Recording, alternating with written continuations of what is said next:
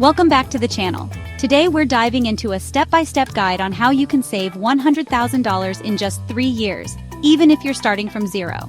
Now, I know what you're thinking. $100,000 is a lot of money. And it is, but the truth is, with the right strategy and a little bit of hustle, it's a whole lot easier to achieve than you might think. We're going to break down this seemingly impossible goal into bite-sized pieces, making it feel way less intimidating and way more achievable. So whether you're dreaming of buying your first property, starting your own business, or just want to be financially secure, this video is for you. Let's get into it. First things first, we need to set a clear financial goal. It might seem obvious, but you'd be surprised how many people skip this crucial step. See, when you set a specific goal, like saving $100,000 in 3 years, it's no longer some vague idea floating around in your head. It becomes real, something tangible to work towards. Think of it like this. If you're driving without a destination in mind, you're just kind of cruising around aimlessly, right? But when you have a clear destination plugged into your GPS, you know exactly where you need to go, and you can map out the best route to get there. The same goes for your finances. Having a clear goal gives you direction, keeps you motivated, and helps you make smarter financial decisions. It's like having a financial GPS guiding you towards your destination. So, how do we set a goal that sticks? It's not enough to just say, I want to save more money. You need to be specific. Write down exactly how much you want to save and by when. In this case, it's $100,000 in 3 years. Next, make this goal visible. Write it down on a sticky note and put it on your bathroom mirror or make it your phone's lock screen. The idea is to keep it top of mind, reminding yourself daily of what you're working towards.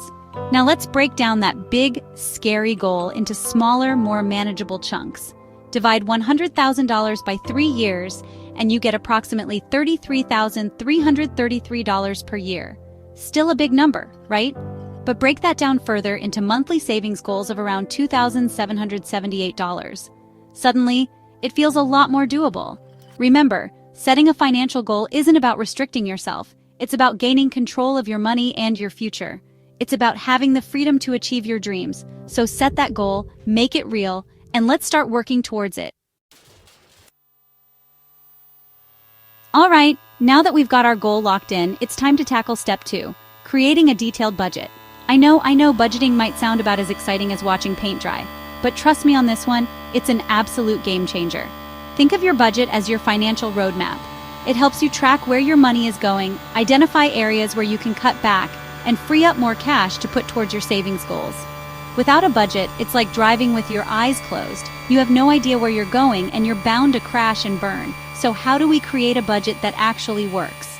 First, gather all your financial statements, bank statements, credit card bills, pay stubs, everything. Then start tracking your expenses. You can use a budgeting app, a spreadsheet, or even just a good old-fashioned notebook. Now categorize your expenses. Things like rent or mortgage payments, utilities, groceries, transportation, entertainment, and so on. This will give you a clear picture of where your money is going each month. Are you spending way too much on takeout coffee? Is your cable bill eating up a bigger chunk of your income than you realized? Once you have a good understanding of your spending habits, you can start making adjustments. Look for areas where you can cut back without drastically impacting your lifestyle. Can you switch to a cheaper phone plan? Negotiate a lower rate on your car insurance? Cook at home more often instead of ordering takeout? Remember, every dollar you save is a dollar closer to your $100,000 goal. And don't get discouraged if you slip up every now and then. Budgeting is a process, not a perfect science. The key is to be consistent, stay disciplined, and adjust your budget as needed. Chapter 3. Step 3. Boost your income. Okay, so we've set a clear financial goal, and we're diligently tracking our expenses. Now let's talk about making more money, because let's be real, the more you earn, the faster you can reach your savings goals. It's not always about cutting back. Sometimes it's about finding ways to bring in more income. Think of it like this. You have 2 levers to control your finances, your income and your expenses. We've already started working on the expense lever, but now it's time to crank up the income lever. There are tons of ways to increase your income, even with a busy schedule. One popular option is exploring side hustles. This could be anything from freelance writing or graphic design to driving for a ride-sharing service or delivering food. The gig economy has exploded in recent years. offering countless opportunities to earn extra cash on your own terms. Another option is to look for ways to monetize your skills or hobbies. Are you a whiz at photography? Offer your services for events or portraits. Do you have a knack for baking? Sell your delicious creations at local farmers markets or online. Don't underestimate the power of asking for a raise or promotion at your current job. If you've been consistently exceeding expectations and adding value to your company, it's worth having a conversation with your boss about your compensation. Remember, every extra dollar you earn is another dollar you can put towards your savings goal. So get creative, explore your options, and start boosting that income. Chapter 4, Step 4, Cut the Fat from your spending. All right, let's face it, cutting expenses is not the most glamorous part of saving money, but it's absolutely crucial if you want to reach that $100,000 goal. Remember, every dollar you don't spend is a dollar you can add to your savings. Think of it like this. You're on a mission to sculpt your dream physique. You wouldn't just focus on lifting weights and building muscle, right? You'd also pay attention to your diet, cutting out junk food and sugary drinks. It's the same with your finances. You need to cut the fat from your spending. But don't worry, this doesn't mean you have to live like a monk and deprive yourself of all life's little joys. It's about being mindful of your spending habits and identifying areas where you can make small changes that have a big impact. Start by taking a closer look at your recurring subscriptions and memberships. Are you really using that gym membership you're paying for every month? Do you actually watch all the streaming services you're subscribed to? Chances are there are a few subscriptions you can cancel without even noticing. Next, let's talk about impulse purchases. You know, those little things you buy on a whim that add up over time. A coffee here, a magazine there, maybe a new pair of shoes you don't really need. Try implementing a 24-hour rule before making any non-essential purchases. If you still really want it after 24 hours, then consider buying it. More often than not, the urge to splurge will have passed. Remember, cutting expenses is not about deprivation. It's about being financially savvy and making conscious choices with your money. So, be honest with yourself. Identify areas where you can cut back and watch your savings grow.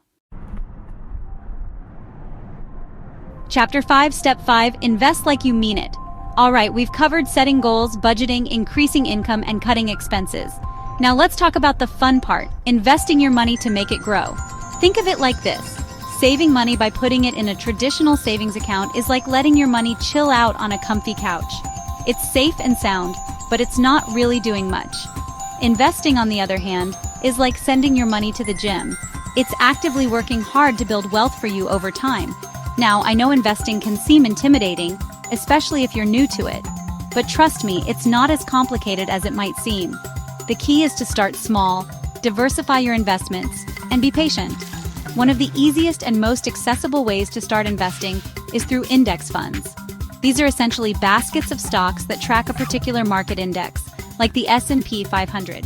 When you invest in an index fund, you're essentially buying a tiny piece of hundreds of different companies, which helps spread out your risk.